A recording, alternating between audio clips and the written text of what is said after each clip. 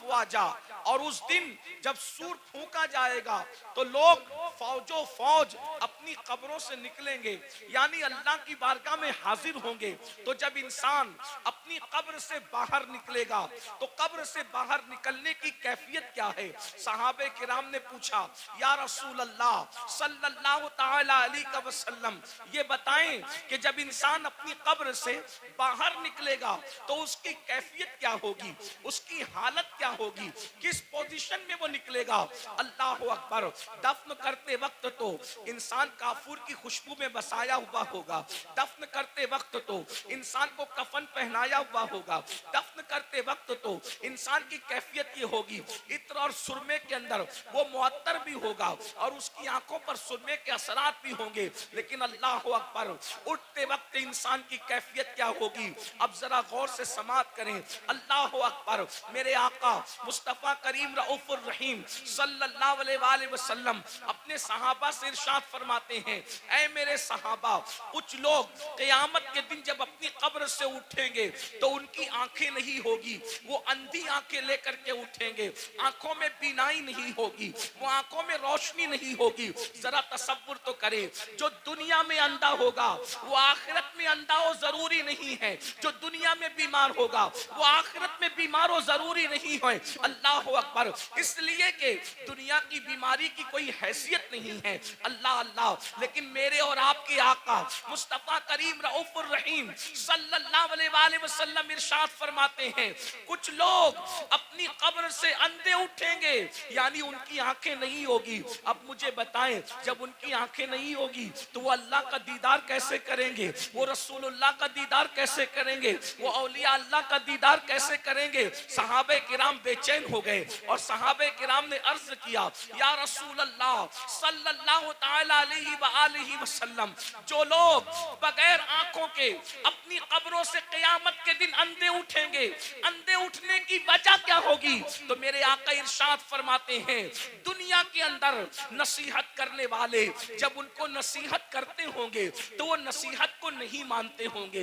दुनिया के अंदर जब उनको अल्लाह से डराया जाता होगा तो वो अल्लाह से डरते नहीं होंगे। मिसाल के तौर पर आज भी आप देखें, बहुत सारे मुसलमान हैं जो अल्लाह रब्बुल इज्जत के बंदे जब उनको नसीहत करते हैं तो वो नसीहत मानते नहीं हैं। मिसाल के तौर पर अल्लाह अकबर, जैसे कि अगर किसी के घर में शादी में डीजे बजाया जा रहा हो, म्यूजिक बजाया जा रहा हो, गाने बजाया जा रहा हो, और अगर कोई आलिम कहे कि भाई डीजे न बजाओ ये हराम है, गाने न बजाओ ये हराम है, तो पलट करके नसीहत नहीं मानते, बल्कि क्या कहते हैं, दौलत हमारी है, मौलवी का क्या बिगड़ता है, माल हमारा है, मौलवी का क्या बिगड़ता है। सुन लो, अल्लाह के नबी ने तुम्हें वक्त से पहले आगाह किया, मरने वालों मौत आनी है, मरने के बाद क़यामत के दिन कब्र से उठना है। अगर तुम नसीहत नहीं मानते और दौलत के नशे में, गुरूर और घमंड के अंदर डूब करके खुदा की नसीहत को पीठ के पीछे डालते हो तो क़यामत के दिन अंधे उठने के लिए तैयार हो जाओ। सुन लो, दौलत के गुरूर और घमंड में खुदा की नसीहतों को फरामोश करने वालों, यहाँ किसी की आंखें अंधी होगी कोई रास्ता पकड़ करके चला देगा, यहाँ किसी की आंखें अंधी होगी कोई सहारा दे करके पार लगा देगा, यहाँ किसी की आंखें अंधी होगी कोई ना कोई मदद के लिए आ जाएगा। मगर क़यामत के दिन अल्लाह की नसीहतें न मानने की बुनियाद पर जब तुम्हें अल्लाह अंधा उठाएगा, न वहां लाठी होगी, न कोई सहारा होगा, न कोई मददगार होगा। अंदाजा फरमाए, क़यामत के दिन दफन होने के बाद अपनी अपनी कब्रों से उठना है। बोलो, नसीहत मानते हैं लोग? आजकल बहुत से लोग नसीहत नहीं मानते। और एक बात बताऊं, नसीहत मानना ये भी ईमान की अलामतों में से एक अलामत है। नसीहत मानना ईमान की निशानियों में से एक निशानी है। कुरान कहता है, वदक्किर फ़इन्न ज़िक्रा तनफ़उल मुमिनीन, कि नसीहत करो, कि नसीहत मोमिनीन को फायदा देती है। पता चला जो नसीहत कबूल करते हैं वो मोमिन लोग हैं, और जो नसीहत कबूल नहीं करते वो अपने बारे में खुद सोचें कि वो क्या है। इसलिए नसीहत कबूल करो। आज नसीहत कबूल नहीं की जाती। अगर किसी मुसलमान को कहो भाई चेहरे से दाढ़ी मुंडाना ये यहूदियों का तरीका है, चेहरे से दाढ़ी मुंडाना ये मुशरिकीन का तरीका है, चेहरे से दाढ़ी मुंडाना ये अल्लाह रसूल के दुश्मनों का तरीका है, तो आज का मुसलमान कहता है अरे मौलाना अगर मैं दाढ़ी रखूंगा तो कैसा लगूंगा, मेरी बीवी पता नहीं इजाजत देगी कि नहीं देगी। मैं पूछना चाहता हूं मेरे भाई, बीवी से प्यार जरूर करो लेकिन बीवी शरीक हयात है, शरीक ममात नहीं है। जैसे ही रूह का रिश्ता जिस्म से टूट जाएगा ये बीवी कब्र में नहीं आएगी, अल्लाह अकबर, लेकिन खुदा के अजाब में गिरफ्तार कर दिए जाओगे। तो पहली चीज अल्लाह के सच्चे रसूल सादिक व मसदूक मुस्तफा करीम रऊफुर रहीम सल्लल्लाहु अलैहि वसल्लम फरमाते हैं जो नसीहत नहीं मानते, जो हक को कबूल नहीं करते, वो कयामत के दिन अंधे उठाए जाएंगे। यहाँ एक बात का और इजाफा कर दूं, बहुत सी चीजों में नसीहत की जाती है, हराम काम न करो, बिदात न करो, खुराफात न करो, जराइम न करो, गुनाह न करो, बद मजहब गुस्ताख रसूल से दोस्ती न करो, उनसे रिश्तेदारी न करो, बहुत सी चीजें कही जाती है, लेकिन हमारी कौम नसीहत मानने के लिए तैयार नहीं है। फिर मेरे आका मुस्तफा जान रहमत सल्लल्लाहु अलैहि वसल्लम इरशाद फरमाते हैं दूसरा गिरोह जब कब्र से निकलेगा तो उनकी कैफियत क्या होगी। आका इरशाद फरमाते हैं जब दूसरा ग्रुप, चूंकि कुरान कहता है फततूना अफवाजा, फौज फौज निकलेंगे लोग, यानी कब्रों से गिरोह दर गिरोह निकलेंगे। तो पहले ग्रुप का जिक्र आपने सुन लिया, अब दूसरे ग्रुप का जिक्र सुने। जो दूसरा ग्रुप कब्रों से निकलेगा उनकी कैफियत क्या होगी। दूसरे ग्रुप की कैफियत ये होगी, मेरे और तुम्हारे आका सच्चे रसूल सादिक व मसदूक मुस्तफा जान रहमत सल्लल्लाहु अलैहि वसल्लम फरमाते हैं लोग कब्रों से निकलेंगे तो ऐसे निकलेंगे जैसे उन पर किसी ने जादू कर दिया हो। हालांकि उस दिन कौन किस पे जादू करेगा, जैसे जादू जिस पे किया जाता है तो उसका चेहरा कैसे बेरौनक होता है, सूना सूना होता है, उसके चेहरे पर जो है हसासियत नहीं होती, उसका चेहरा जो है अल्लाह अकबर खूबसूरत नहीं लगता। बल्कि सिर्फ समझाने के लिए कह रहा हूं, चेहरा मनहूस सा लगता है, डरावना सा लगता है।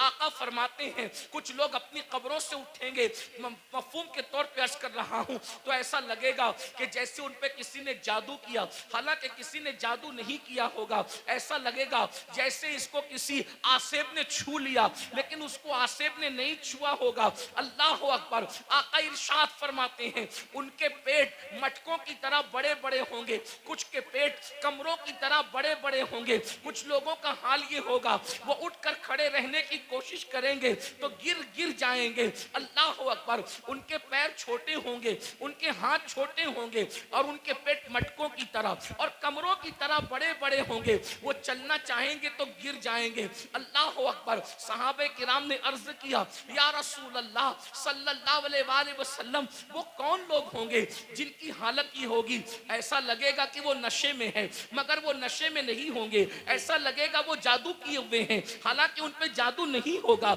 ऐसा लगेगा कि वो आसेब ज़दा हैं हालांकि वो आसेब में नहीं होंगे। उनके पेट कमरों की तरह, उनमें सांप और बिच्छू होंगे। साहबे किराम ने पूछा तो आका फरमाते हैं जिन लोगों ने दुनिया में सूद खाया होगा, जिन लोगों ने दुनिया में सूद के धंधे किए होंगे, वो इस हालत में उठेंगे कि वो चल नहीं सकेंगे। अल्लाह अकबर। वो चल नहीं सकेंगे। उनकी कैफियत ये होगी जैसे जानवरों को हाँक करके जंगल में चरवाहा लेकर के जाता है, वैसे जलील करके फरिश्ते उनको जानवरों की तरह हाँकते हुए मैदान महशर में लाएंगे। अल्लाह अकबर। जरा तसव्वुर तो करो, जरा गौर तो करो, उस दिन की जिल्लत क्या जिल्लत होगी, उस दिन की रुसवाई क्या रुसवाई होगी। आज इजी मनी के चक्कर में, शॉर्ट टाइम के अंदर तरक्की करने के चक्कर में इंसान ना हलाल देख रहा है ना हराम देख रहा है। मेरी कौम के जवानों, दौलत तो नचनियों को भी मिल जाती है, दौलत तो जिस्म बेचने वालों को भी मिल जाती है, दौलत तो चोरी करने वालों को भी मिल जाती है। अरे दौलत ही सब कुछ नहीं है, दौलत एक दिन खत्म होने वाली है, दुनिया एक दिन खत्म होने वाली है। यहां से लेकर क्या जाओगे? अरे हलाल कमाया हुआ जब साथ नहीं ले जाओगे तो हराम कमाया हुआ क्या साथ लेकर के जाओगे? जरा सोचो तो सही, जरा तसव्वुर तो करो। ये कोई मुकर्रिर नहीं कह रहा है, ये कोई जलसे का नाजिम नहीं कह रहा है, ये कोई मामूली इंसान नहीं कह रहा है, ये तुम्हारे और मेरे नबी फरमा रहे हैं। अल्लाह अकबर। लोग, सूदखोर लोग अपनी कब्रों से ऐसे उठेंगे जैसे वो नशे में है, हालांकि वो नशे में नहीं होंगे, जैसे वो पागल है, हालांकि वो पागल नहीं होंगे, जैसे वो आसिफ ज़दा हैं, वो आसिफ ज़दा नहीं होंगे। जरा सोचिए आज किस तरीके से अल्लाह अकबर सूद को प्रमोट किया जा रहा है, ब्याज को प्रमोट किया जा रहा है। याद रखिए, शायद इसी दौर के लिए कहा गया था, जो सूद से बचने की कोशिश करेंगे सूद का गर्दो गुबार उन तक पहुंच करके रहेगा, सूद का गर्दो गुबार उन तक पहुंच करके रहेगा।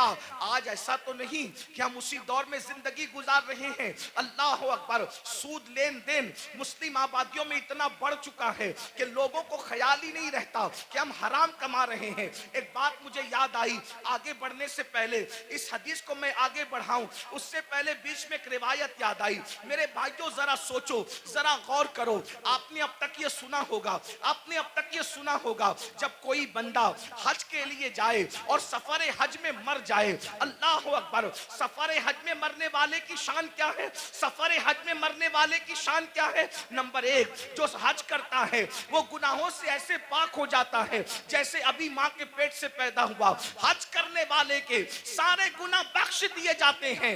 हत्ता के हाजी की शान ये है कि हाजी 700 ऐसे लोगों की बख्शिश करवाएगा जिन पर जहन्नम वाजिब हो चुका होगा। हाजी की शान ये है। अल्लाह अकबर। लेकिन कोई हाजी बने तो सही, हाजी सब कहलाते हैं, हाजी है कितने? जो वाकई हाजी होगा वो 700 लोगों की बख्शिश कराएगा।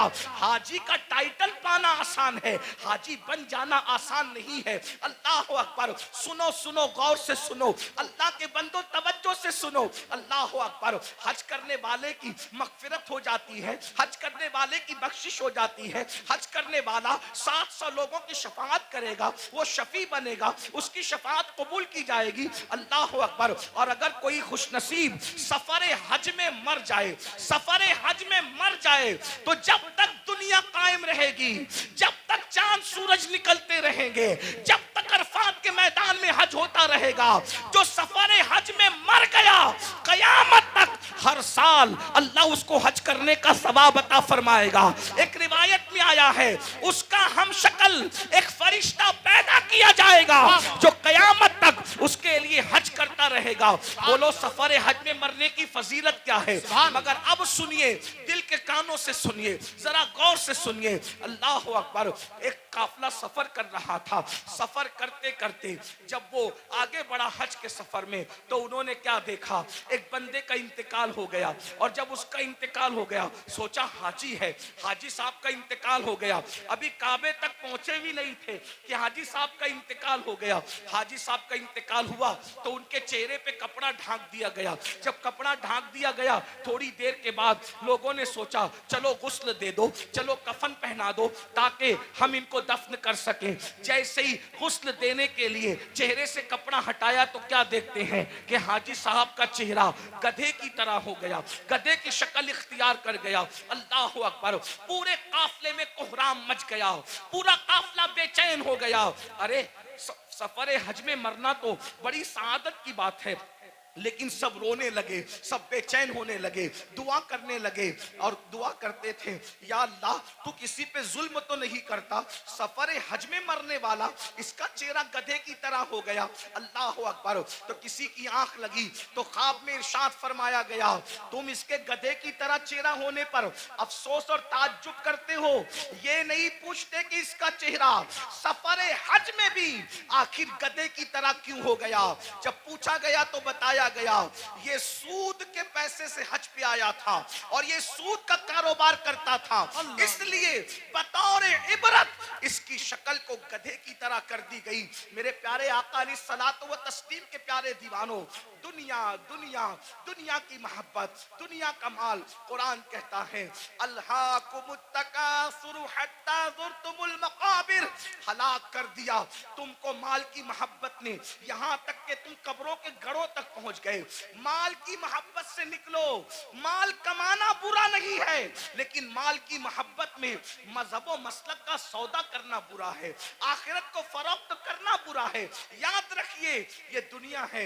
एक बात मैं आपसे कहता हूं, आप बहुत अच्छे से सुन रहे हैं, 99% लोग अच्छे से सुन रहे हैं, 1% लोग अगर गड़बड़ कर रहे हैं, ये मैं उनके ईमान और अकीदे पे छोड़ता हूं, क्योंकि कुछ लोग ऐसे होते हैं जो अपने वजूद के होने की गवाही में चिल्लम चाट करते हैं, उन्हें करने दीजिए। मेरी तवज्जो 1% लोगों की तरफ नहीं, मेरी तवज्जो उन 99% खुशनसीबों की तरफ है जो अपनी आखिरत को बेहतर बनाने के लिए यहाँ बैठे हैं, जो अल्लाह की रजा के लिए यहाँ बैठे हैं। 1% लोगों में, चाहे जमीन पे बैठे लोग हों, चाहे मिंबर पे बैठे लोग हों, जो गड़बड़ करे उनको करने दीजिए। आप सुनिए, अब उस 1% में से भी 50% उसमें से भी इधर आ गए हैं और माशाल्लाह सब सुन रहे हैं। आधा % उसमें से अब लोग अगर कुछ हैं उनको करने दे वो जो कर रहे हैं, लेकिन गौर से सुनिए। एक बात आपसे कहता हूं, हम झूठ बोल के माल कमा लें, हम सूद के जरिए माल कमा लें, हम चोरी के जरिए माल कमा लें, किसी जरिए माल कमा लें, थोड़ा जरा गौर कीजिए। अगर हम पीवर हलाल के जरिए भी माल कमाएं तो मुझे बताइए माल किससे वफा करता है? जो हमसे वफा करेगा। एक बात याद रखना, माल जरूर कमाओ मगर माल के चक्कर में अल्लाह को मत भूलो। यही तो फिरौनियत है। देखो, मालदार फिरौन भी है, मालदार उस्मान गनी भी है, मालदार नमरूद भी है, मालदार सुलेमान अलैहिस्सलाम भी है, मालदार जो है वो कारून भी है और मालदार जुल्करनैन भी है। लेकिन फर्क क्या है? दोनों मालदारों की मुजम्मत नहीं है। सैयदना उस्मान गनी को माल के बदले में जन्नत बेची गई है। अगर माल बुरा होता तो उस्मान गनी की भी बुराई की जाती माज़अल्लाह माल की बुनियाद पर, लेकिन कोई उस्मान गनी की बुराई नहीं करता। अल्लाहु अकबर, कारून की बुराई होती है, उस्मान की बुराई नहीं होती। वजह, माल ने कारून को अल्लाह का बागी बना दिया और माल ने उस्मान गनी को जन्नती बना दिया। माल बुरा नहीं है, माल का इस्तेमाल बुरा है। हुकूमत मिली, नमरूद बिगड़ गया।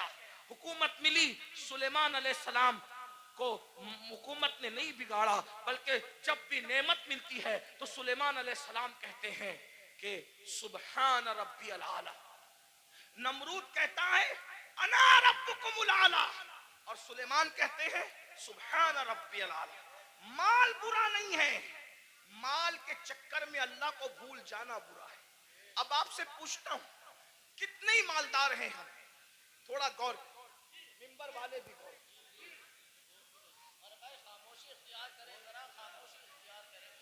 माल सबको अल्लाह ने दिया, आपको भी दिया, और जिनको नहीं मिला मैं दुआ करता हूं अल्लाह उन सबको अता करे, आमीन आमीन।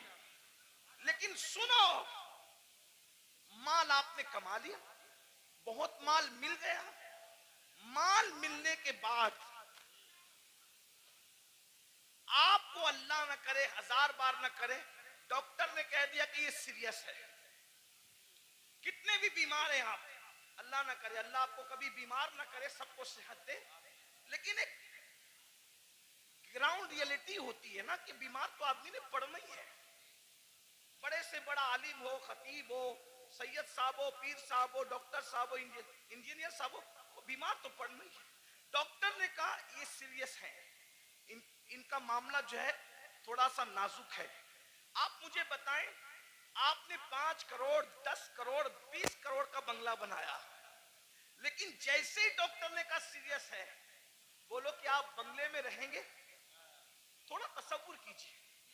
देखिए, जलसे जो है दीनी जलसे, वो भीड़ इकट्ठा करने के लिए नहीं होती।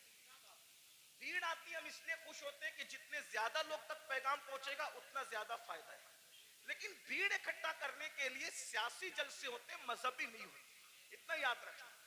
हम 22,000 पर खुश होने वाले लोग नहीं हैं, हमें तो 72 वफादार चाहिए। सुभान अल्लाह, सुभान अल्लाह, वाह वाह वाह। करबला में एक तरफ 22,000 गुंडे थे और एक तरफ 72 वफादार। सुभान अल्लाह, सुभान। 22,000 का नाम नहीं मिलता, तवज्जो, 22,000 का नाम नहीं मिलता और 72 का नाम मिटता नहीं। उनका नाम मिलता नहीं, इनका नाम मिटता नहीं। वजह कि वो 22,000 होकर भी मुखलिस नहीं थे और ये 72 होकर भी अल्लाह के वफादार और मुखलिस बंदे। सुभान अल्लाह, सुभान अल्लाह। इसलिए ध्यान से सुनो, गौर से। 5 करोड़ का बंगला 10 करोड़ बनाओ, हम मना नहीं करते।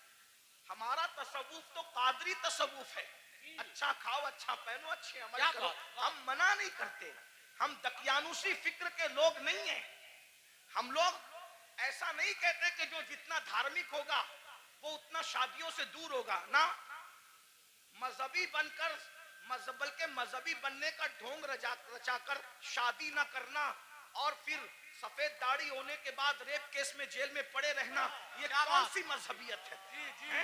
ये कौन सी मजहबियत? हमारा मजहब तो ये, जब मजहब की जान मोहम्मद रसूलुल्लाह निकाह करते हैं तो निकाह करना ये मजहब के खिलाफ नहीं है, बल्कि निकाह करना ये तो मजहब का हिस्सा है। अल्लाह, सुभान अल्लाह, सुभान अल्लाह। अपना मजहब इतना अजीम मजहब है, इंजॉय के सारे रास्ते बताता है, बस ये कहता है हराम न करना। जैसे तवज्जो करें, दूसरे लोगों का हाल, दूसरों से मुराद कोई टारगेट पे नहीं है, लेकिन आप ढूंढे गूगल पे वो दूसरे कौन है, थोड़ा आप भी अपनी जिम्मेदारी निभाएं। ऐसा नहीं कि इंटरनेट पर सिर्फ फिल्में ही देखें, इंटरनेट पे जरा ऐसे लोगों को भी तो सर्च करो जिनको लोग ढूंढ रहे हैं। कुछ लोग कहते हैं मजहबी हैं इसलिए सैर नहीं कर सकते, घूम फिर नहीं सकते। मैंने वो कहा वो किसी का फरसूदा मजहब होगा जिसमें सैर नहीं कर सकते। मेरा मजहब कहता है सीरू फिल अर्द, जमीन की सैर करो, बल्कि सैर भी हमारे यहाँ सुन्नत है। क्यों?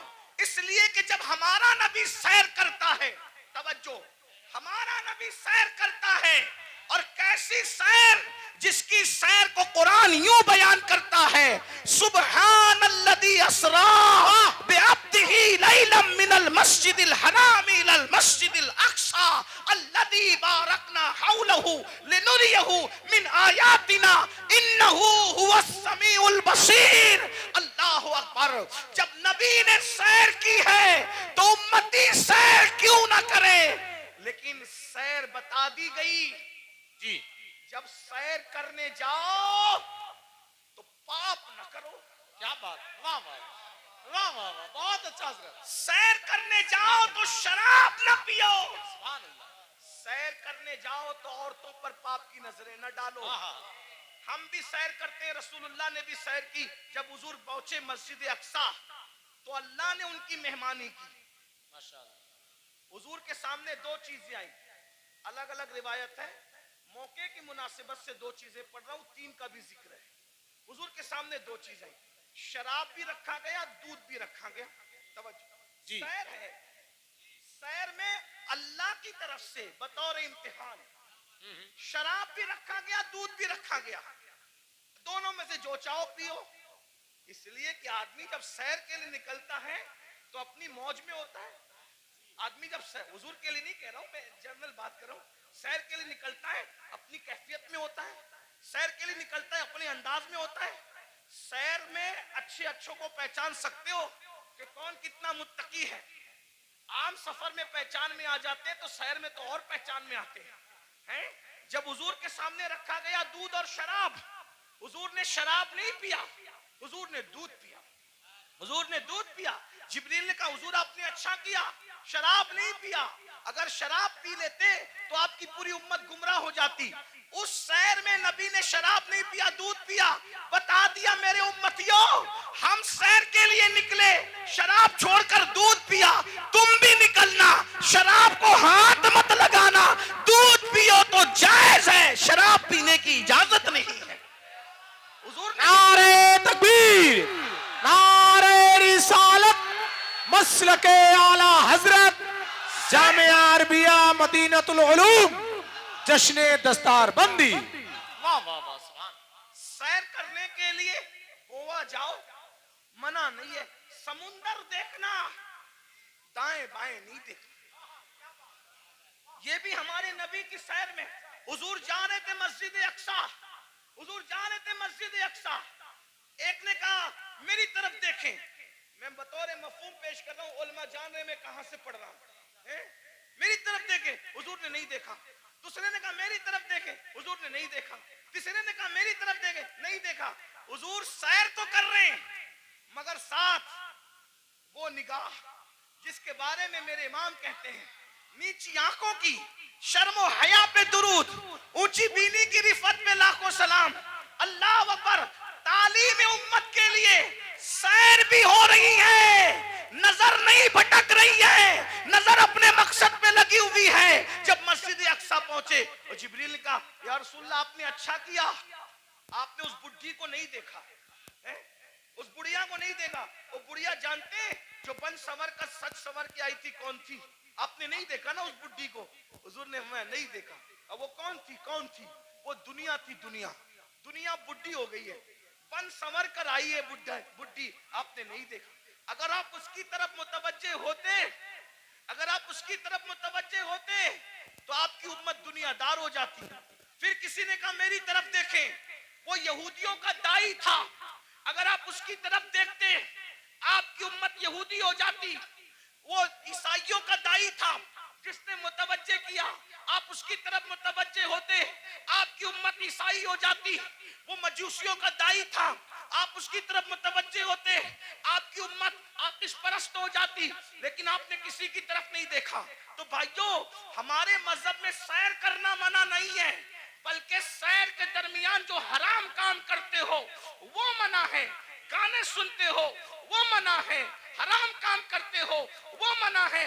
इस्लाम कहता है एंजॉय करो, हराम काम मत करो। मैं बार बार इस पे कह चुका हूं।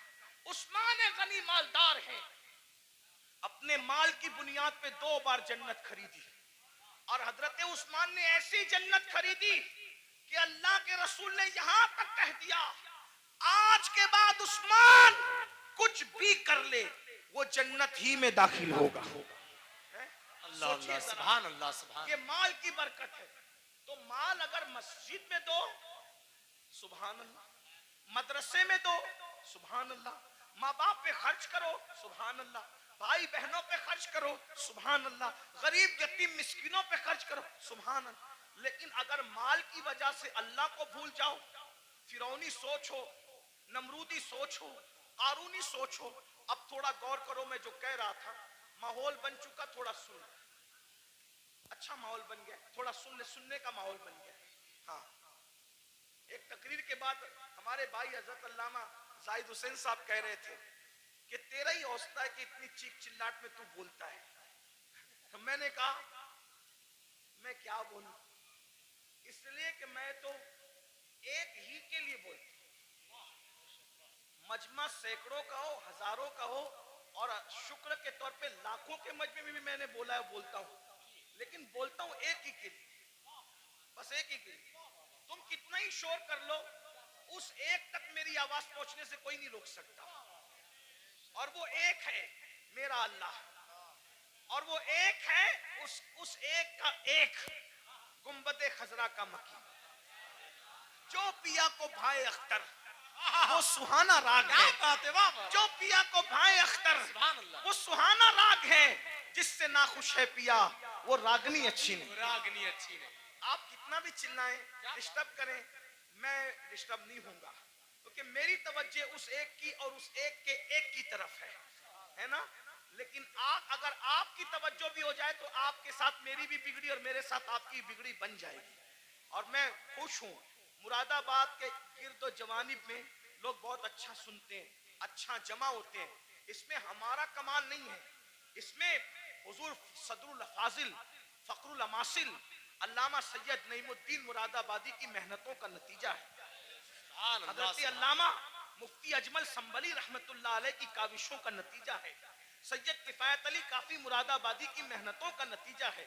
असलाफ ने मेहनत की है, उनके लगाए हुए पौधों को हम पानी देने के लिए आते हैं, इससे ज्यादा हमारी औकात नहीं है। अगर असलाफ ने पौधे न लगाए होते तो हम कभी भी इन पौधों को पानी देने का शरफ हासिल नहीं करते। इसलिए आए हो, सुन लो, हो सकता है इस फकीर बेनवा की आवाज अल्लाह दिल में उतार दे तो तुम्हारी भी बिगड़ी बन जाए, मेरी भी बिगड़ी बन जाए। ये माल माल माल माल माल माल माल में डूबे हो तो सब्र करो। 5 करोड़ का बंगला हो, 10 करोड़ का बंगला हो, कितना भी कीमती पलंग हो, सागवान का बनाओ, इसका बना, उसका बना, डॉक्टर कहते आप सीरियस है, आपकी जान को खतरा है, सही कहना, वो बंगला छोड़कर हॉस्पिटल में आते हो कि नहीं आते? है ना? देखो ये अल्लाह की आजमाइश, इम्तिहान है। और वो हॉस्पिटल हमारे लिए किराए का होता है कि नहीं? किराए का होता है। बहुत घमंडी आदमी है, थोड़ी सी दौलत आ जाती है पैर जमीन पे नहीं टिकती, दौलत देने वाले खुदा को भूल जाता है, इज्जत मिलती है अल्लाह को भूल जाता है, इज्जत देने वाले खुदा को भूल जाता है। भाइयों सोचो ना जरा, मेरे जवानों से खास मुखातिब हूं।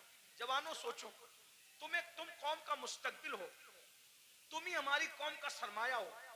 दौलत के नशे में फिरौनी सोच मत पैदा होने दो। बीमार पड़ोगे हॉस्पिटल में एडमिट किए जाओगे। नंबर 1, अल्लाह का पहला इम्तिहान, किराए की बेड पर आके पड़ गए, जिसका किराया 5,000 है, 10,000 है, 25,000 है, कितना भी महंगा किराया है, लेकिन है वो बेड किराए का। नंबर 1। नंबर 2, बंगला कितना भी बड़ा है, लेकिन प्राइवेट रूम हॉस्पिटल का 10 बाई 10 या 20 बाई 20 से ज्यादा का नहीं है। नंबर 3, कितने भी कीमती कपड़े हों, सारे कीमती कपड़े उतार लिए जाते हैं और हॉस्पिटल के मामूली से सस्ते कपड़े पहना दिए जाते हैं। यही है। अब अगर सेहत हासिल करके घर पहुंच गए तो सुभान अल्लाह, वरना अगर मरे तो किन कपड़ों में है? किस पर घमंड कर रहे हो, किस पर इतरा रहे हो? यही माल है ना जो मस्जिद में जाने नहीं देता। दुकान का शटर बंद करके नमाज के लिए मस्जिद में जाऊंगा तो कितने कस्टमर चले जाएंगे। जालिम सोच, ये माल की हैसियत, माल से बड़ा बेवफा कोई है? माल से बड़ा गद्दार कोई है? और तू इस माल से दिल लगाया जो माल ने बीमारी में भी तेरे काम ना आया, इस महल से दिल लगाया जिसने बीमारी में भी तुझे घर से बेघर कर दिया, हॉस्पिटल के कपड़ों में तू मरा, हॉस्पिटल की 4 दीवारी में तूने आखिरी सांसें ली, ये तेरे माल की औकात है? अरे काश तू माल भी कमाता, लेकिन माल में तू अल्लाह को नहीं भूलता, घमंड नहीं करता, माल कमाता ज़कात देता, माल कमाता नमाज पढ़ता, माल कमाता गरीबों की मदद करता, माल कमाता हज उम्रा करता, माल कमाता लोगों को, कमजोरों को मजबूत बनाने की कोशिश करता। लेकिन अफसोस, इस माल ने मेरी कौम के जवानों को घमंडी कर दिया। उन भाइयों को आगे बढ़ने से पहले एक बात करता हूं, 2 बातें करके बात खत्म कर लूंगा, बस 2 बातें, आखिरी की 2 बातें, एक और एक सुने। एक बार बादशाह हारून रशीद हज के लिए निकला। हारून रशीद बादशाह हज के लिए निकला। न इधर उधर की तू बात कर, ये बता के काफिला क्यों लुटा। मुझे रहजनों से गरज नहीं तेरी रहबरी का सिवा। पहले मिंबर ही मिंबर पे बैठना सीख ले तो अपनी औकात से बढ़ के कुछ नहीं कहूंगा, लेकिन बहुत दुख की बात है, मिंबर वाले मिंबर पे बैठना सीख ले। बस मिंबर पे तो अब हर आदमी को आप घुसा कर लाते हैं, मेयार भी मिंबर का खत्म। हमारे दादा मुर्शिद हुजूर मुफ्ती आजमीन के दौर में मजाल थी कोई अवाम में से पब्लिक पे चढ़ती, मिंबर पे चढ़ती नहीं। हुजूर मुजाहिद मिल्लत के दौर में मजाल थी कोई मिंबर पे नहीं। यहाँ तो हाल यह है कि बस कोई मेयार ही नहीं। अल्लाह रहम करे। तो एक और एक 2 बात सुने, बात खत्म कर। हारून रशीद जैसा बादशाह, वो सिर्फ करोड़पति अरबपति फैक्ट्री और जो है वो कारखानों का मालिक नहीं था, मुरादाबादी बर्तनों की फैक्ट्री उसकी नहीं थी, बल्कि वो इतना बड़ा बादशाह था कि वो बादलों को कहता था, बादलों को, ए बादलों, जहां चाहो बरस जाओ, जहां चाहो बरस जाओ, तुम जहां बरसोगे मेरी ही हुकूमत होगी। इतना बड़ा हुकूमत का मालिक वो हारून रशीद।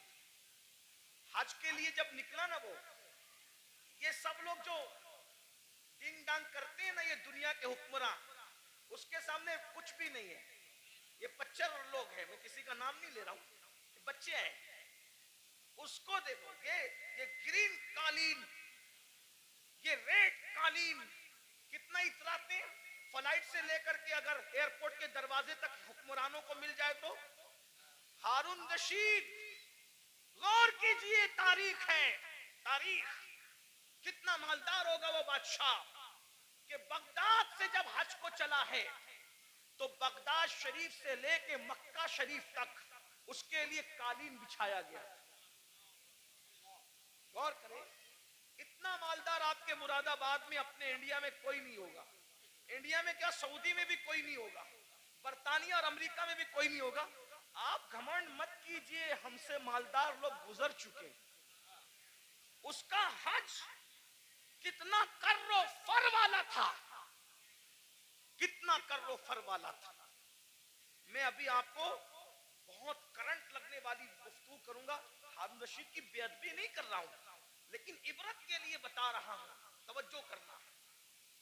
इतना बड़ा कर्रो फर वाला आदमी मक्के शरीफ तक कालीन बिछा उसके लिए कि कई बादशाह का पैर जमीन पे न पड़े। रास्ते में उसको मिल गया अहलुल बैत का दीवाना, जिसे दुनिया कहती है बहलूल दाना। वो दीवाना मिला बहलूल। ओ बहलूल ने कहा, ओ हारून किधर जा रहा है? तो दीवाना ही था। सब लोग उसको खलीफा, बादशाह, अड़गम जड़गम कहते थे, लेकिन दीवाने लोग किसी को खातिर में नहीं लाते, और जो खातिर में लाते वो दीवाने नहीं होते हैं। याद रखना, जो खातिर में लाते वो दीवाने नहीं होते, जो दीवाने होते किसी को खातिर। भाई तू वजीर होगा अपने घर का, मैं तो दीवाना हूं। तू बादशाह होगा अपने घर का, मैं तो दीवाना हूं। मेरे भाई, दुनिया का दीवाना किसी को खातिर में नहीं लाता। तुम कैसे आशिके रसूल हो कि तुम लोगों को खातिर में लाने लगे हो? इश्क की एक्टिंग तो नहीं कर रहे हो? जो आशिक होगा दौलत को भी खातिर